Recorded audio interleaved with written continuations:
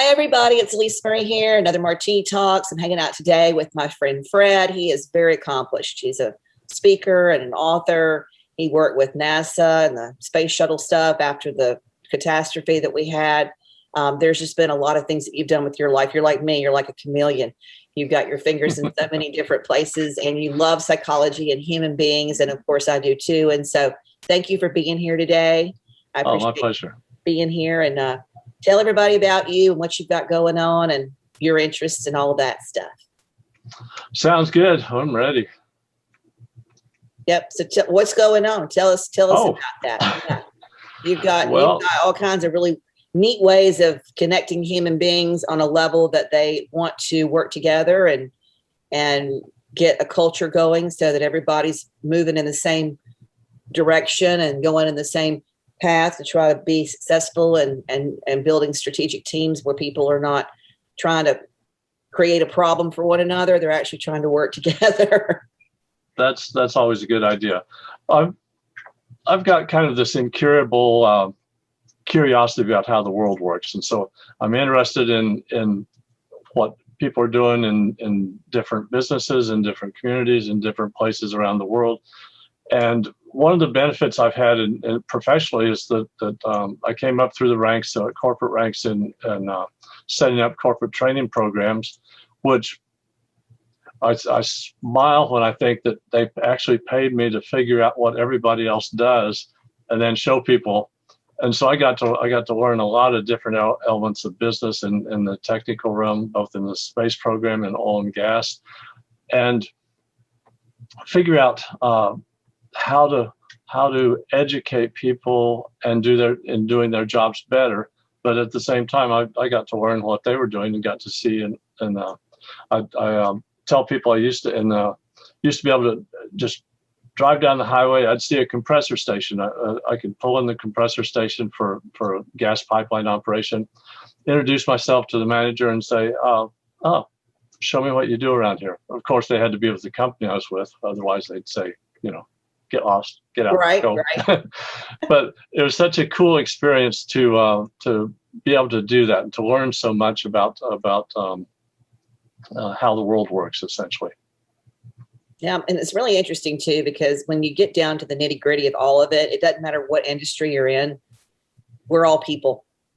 Exactly. There's a lot of, and particularly with the training arena, that carries across industry boundaries. That was why I was able to move from aerospace to oil and gas, even though I hadn't worked in that arena before. I've also done some work in the communications arena, and now I'm branching out in the tech arenas and working with startup operations in the new digital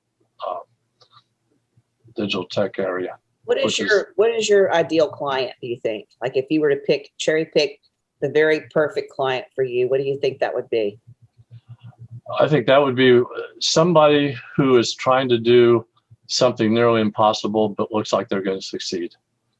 I would just love to participate. It's the people that are changing the world don't necessarily all get on the news. They don't all get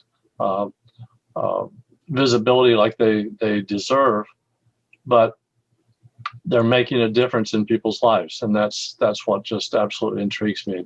I've got connections in the UK and China and Australia and Africa, South America, almost every continent. One of the things that on LinkedIn, what I try to do is if I see someone that's doing something interesting in an area of the world that I don't have connections, then that interests me in connecting with them to learn about the culture of their area. And there's so many different cultures. I mean, like if you sit in your little bubble and you don't pay any attention to that, it's easy to just sort of have a blindsided view. But I remember when I went to India, 2 doctors flew me to India to photograph the children in the orphanages there. And I was just blown away. I mean, I've been out of the country before, and I've traveled all across the United States for sure as a child and as an adult. But when I went to India, it was just so completely different from here. And I came back just like, Chatty Cathy. talking all about like it was just like being in a whole other planet, really. I mean, it was just really wonderful to see that. And it got down in my heart because, you know, it's when you realize that you're not just, this is not just what happens with human beings. There's really concrete, completely different cultures all around the world. It makes you want to explore and learn about other people. And particularly with those kids in India at the orphanage, they are a demonstration in resilience. That their lives are tossed into turmoil often, and to see them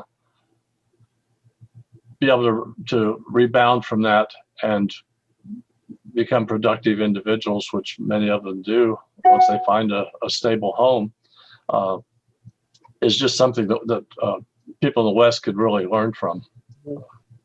And one of the things that I, you know, when I was trying to pack for the trip, I was trying to figure out what would be the best gift that I could give them. You know, what can I leave behind to make a difference for them? And I bought one of those old Polaroid cameras that I had growing up as a kid, because I knew I wouldn't be able to transfer digital files. I didn't have any of that equipment with me.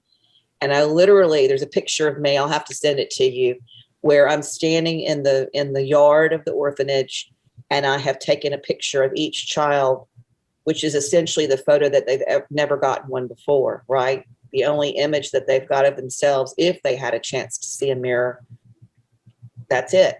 Nobody's taken the time to give them the gift of a photo of themselves. That's just not even on their radar. And they're dancing around me, all flapping those little pieces of paper, waiting for their images to be developed. It's just a really beautiful memory to have, and a neat photo of me with the children. And so glad that I gave them that, because, you know, for me, photos are what people have left when people are gone. And I was able to give them that gift that they may carry in their pocket for the rest of their lives. So that's one of the things that was at the university that I often thought that there ought to be a course in Travel 101 or something like that, so young people can get out and experience different places and learn the different cultures at a very early age, and incorporate that then into their acceptance of the people view things differently. It's not always going to be how I see the world is how everyone else should see it. But there's, if you look at just the color red, I see on their background, there's a lot of different reds in there, but people generally say that's red, that's red, that's red. But if you look at it on a spectrum, they're each different reds. They're different, and in addition to that, how our eyes are constructed, each of us sees that different red a different way. It may be just a very slight difference, but with all the differences that go into how we see the world from our perspective, makes it different than how I see it is different from how you see it. How you see it's different from how the kids in India see it, and the kids in South Africa and Asia and wherever. There's all these little bit of differences, and if we understand that and start accepting that, then the way that we work together is going to be much easier, and we're going to have a lot less conflict in the world if people would simply have that understanding and acceptance of other people. Yeah, and you know what's interesting, Fred, is that all the people that I talk to for Martini Talks, or even just in my life in general, we're all the same page thinking about culture and acceptance and diversity, and, you know, all of those, we're all on the same page. And yet we have this sort of force, and I'm not going to get into a long drawn out conversation. We never go anywhere that's not sweet, even in Martini Talks, because, you know, of my Living the Sweet Life brand. But there's this force that's trying to kind of keep telling everybody that we are different, and we're not different. And everybody that I'm hanging out with is all thinking we're all the same. We're all kind of hanging out trying to help each other. And so I think that I tell my kids anyway, who you hang out is with who you're going to be like. So you better pick your friends wisely. Now, I've told them that forever, right? I mean, I'm not done mama and almost at this point, because James Edward's 18, but even they'll still come to me for advice, and they still do, and I hope they always will. But, it's just weird to me that there's just a lot of people that don't think that we are, but we are. And everybody that I hang out with, you included, we're all on the same page. We want everybody to see that we each have differences, but that we all can get along, and that they're all equally important points, equally important cultures, equally important experiences in the world of this thing called humanity and life. It's just interesting to me. Maybe you should write a new book about that. Good idea. Yeah. When I was working in oil and gas, I worked for one of the largest natural gas pipeline operation in the U.S. And so they had different regions, and the word was that they did different things differently in each of the different regions, and that I kind of had to adapt and figure out what was going on in each of those places. And so one of the first things I did was pack up a suitcase and go around to each of the places and just talk to the people that work there and have them show me what they did and try to understand what those differences were. And so we had about 5 major regions. I went to each of those, and it took almost a month to do the whole circuit. But I just asked questions and listened to what they told me. And then once I did that, came back to the Houston office and kind of processed all that. And it looked like to me that maybe they used different terminology, but the things they were doing, opening valves, connecting pipes, checking meters, all those things, they were doing the same thing. And so I went back and did another tour. And so I went back and I said, you guys showed me that you did this, and they showed me over there that they do the same thing. You call it this, they call it that. Are you really doing the same thing? And so they would kind of get this little smile on their face and say, well, yeah, it's sort of the same. Yeah. But it was a matter of listening to them first. And then in the programs that I set up, I would take a little piece of everything that the different areas told me and make sure that was integrated into the program, so that not only was I listening to them, but they knew that I was listening to them because I used some of what they told me. And the through that process, the relationship between each of the areas went from, I'd walk into a room and people would immediately go like this and shut up, to, hey, good to see you. We're having a barbecue at lunch. You're staying for that, aren't you? And it was a matter of treating them with respect and developing a trust relationship with them, and listening to what they said and incorporating their ideas, because I learned it a long time ago. I learned actually when I was a teacher that I may be standing in the front of the room, but I may not on a particular topic be the expert or be the most knowledgeable about that subject. And I've always carried that forward, that I've got the opportunity to learn from everyone that I run into, no matter what their position is. And that is huge. That is so huge, because whenever you feel like you are above and you treat people like you're here and they're here, there's a very hard chance for you to be able to connect with them.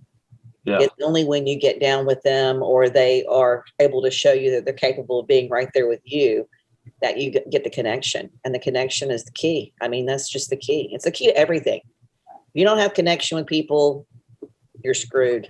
I mean, in every walk of life, you don't have connection with your wife, you're messed up. You don't have connection with your children, you're going to be messed up. You don't have connection with the world, you're going to be messed up. You're just going to have to figure it out. And I get it. I praise God that I have a BS in psychology, because even though I never went off to law school, that degree has helped me every single day in everything I've done. Didn't matter if it was a real estate transaction or parenting a stubborn child, or dealing with a mom that has just had a baby and is crying all night long and they don't know how to cope because they're sleep deprived and upset, or whatever. I mean, a teacher with one of the kids that was a little bit not quite what I wanted them to be. And it's interesting. We're having this conversation. What just popped into my mind was, we're almost done. We're almost done. James is getting ready to graduate in May. And I got this really interesting email from this teacher. I'm not going to mention the teacher. I'm not going to mention the subject. And she probably won't even watch the show, which is good. But she said, James is so capable and so talented, but he just must learn how to conform. And I read that and I thought, that just makes me mad, right? It made me mad. And then I thought, I'm going to send her an email. And then I thought, no, I'm not. I'm going to sleep on it. And then I woke up mad the next morning. And so now I've just been stewing on it for about 7 days, and I'm waiting until graduation, but I think I'm going to write her a little note after school is done and her grades have been issued to try to explain to her that conformity is not always the best thing. You need to learn how to understand each other's differences, and she needs to understand that he is very capable and in his own way is a contributing student to this classroom. It may not be that she's got this certain box that he wants to jump in and he doesn't want to be in that box.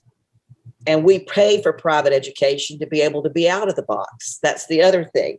If we were in public school, I could see where that would be more of an understood kind of conversation to have with a parent. But as an 18-year-old getting ready to graduate, email to one's mother that he is so talented, blah, blah, blah, but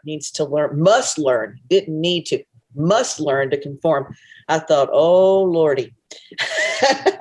Well, I would, as a teacher and kind of reflecting on also the understanding different perspectives, I would suggest thinking of, she's probably trying to communicate something that she thinks is valuable information to you and to him. And she may not be doing it in the best manner. So by saying he must, she's kind of tweaked the response that she got from you. I didn't respond. I have not responded at all. Well, I mean, just the mental response but what I would suggest is that what she's trying to tell you is that in some places he doesn't fit in, which may be a challenge for him that he doesn't need to face. So what I would do is kind of modify that suggestion and say, instead of he must conform, it would be useful for him to learn how to act like he's conforming in certain situations. He doesn't need to conform inside here, inside how he's viewing the world. That's him, and that's his personality, and that's who he is, and all the better for that. But in some situations, he may need to learn to control how he interacts with the environment so that he can be more productive in what response he wants from that environment. Right. That makes sense without giving away the full detail. Yeah. No, and you don't even know the full detail for the viewers. I just threw this at Fred this morning. This is not a conversation that we've had off the taping. It's just one that has come up because when we're talking about communicating with people, connecting with people, understanding the differences within people and how they do things in the world, it's odd to me. And she adores him and he adores her. Yeah. And that's one of the reasons why I haven't responded. But I thought that after it's all said and done, being the mama hen that I am, I thought once we've gotten the grades in and we've walked down and graduated, I would send her a nice little note and say, cha-cha-cha. Well, something I've also written about is managing conflict. There's one of my books, do a little plug here, is Don't Run Naked Through the Office. And in there, it's deals with employees that are in challenging environments and probably somewhat hostile or non-supportive environments. And so there's a benefit in understanding communication in terms of minimizing conflict. And so one way to think about that is a tennis, a ping pong table. Somebody serves, they say something to you. It's like, oh, that's an interesting hairdo you have. If you don't they're not necessarily committing to it's bad or it's good. They're just pointing out something that attract their interest to the hair. Like, you know, right. They could say that to me, and I'd say, what hair? And but there's then the other person, the ball's on their court. They can respond in several ways. They can say, oh, what don't you like about my hair? Or, well, thank you. I worked on my hair quite a bit today. Or, oh, it's nice weather we're having. Just divert totally. Or ignore it altogether and don't even respond at all to that comment. And how you do that, how you send that ball back over the net, either increases or minimizes or maintains the level of conflict between the two. So if you're in a work situation, your boss comes in and says, I just got that report you submitted. What's with it?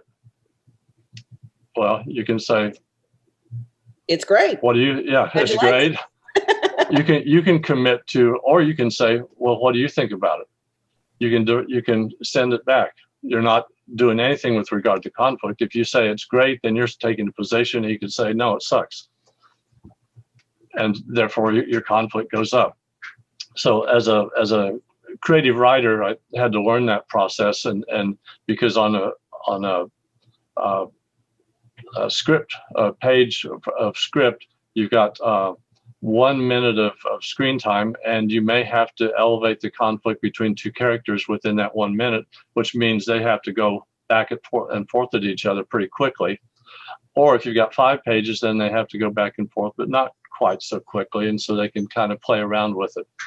But it's just a really interesting experiment for anybody to work on, is how to manage conflict in any kind of situation, whether it's domestic, whether it's work, by how you respond to what somebody says. You don't have to take a position. Even if somebody criticizes you directly and says, oh, I really don't like that shirt you're wearing today, I can say, oh, I understand your opinion, or I appreciate your opinion, or I don't appreciate your opinion, or I get lost. Like some random person, 95% of the reason why people don't do YouTube is because they're scared to death that people are going to write comments about how they look or how they sound or whatever. And I've never given a rat's tail about what anybody thought anyway. That's just how I was raised, because, Nana raised me, and she lived to be 102, and she was a strong mama. She must have known something. And so, but there was this lady, she saw a picture of me with the Swiss Shard and Sasha, my other cat, out in the garden. And she posted on there, she said, oh, your Swiss Shard doesn't even look that healthy. And I was like, I've got a couple of ways I can respond to this, right? Just what you're talking about. And I chose to write back to her, I really appreciate your input. Thanks for being so sweet. And then left it public. It's there. It's out there on the world. I don't know if it's on Facebook or on the channel, but I was not going to delete her comment. I just figured, you know what? If you got the time of the day to write something nasty about the way my vegetables look, we've got a whole different level of problem with you than I can even fix. You might need to consider psychotherapy or something. I just don't have time for that. But it needed to be responded to in a nice way. And the choice of responding in that way didn't elevate the conflict. It probably did for her, though, because she was not getting what she was looking for, which was some, wanting to pick. Some people just like to do that. They like to live in that kind of a... Yeah, and it's particularly prevalent on the social medias, particularly in I don't know. There's too many people that have too much time to criticize people and not enough time to make improvements to the world and help people elevate. Exactly. And you and I are doing their that. Participation. You and I are doing that. So, well, on that note, I want to thank you for being here. I hope that my viewers and listeners for the podcast have found some value in this. All of the information on how to get a hold of Fred will be linked in the episode information and notes below. And again, thank you so much for being here today. Oh, I appreciate it. And if anyone criticizes any of my pets, I will just rip them apart. Well, same here, Fred. Talk about a cat. You just That's right. There are little kids, and we'll defend them to the end. Yes, I know. Same here. Fur babies and human babies as well. It's been a pleasure. I appreciate you being here, and we'll see you guys soon on the channel next week. Take care. Thank you.